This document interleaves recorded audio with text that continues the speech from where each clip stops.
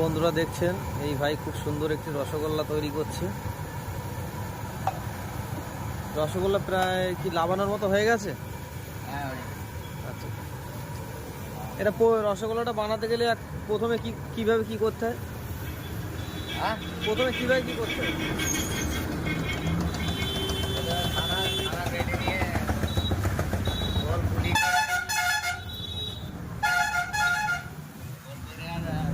রস আলাদা রস তৈরি করে ছানা বেটে নিয়ে গোল গুলি করে নিতে হবে। আচ্ছা, গোল করে নিতে হবে। গোল করে নিয়ে এবারে তেলে রাখতে হবে।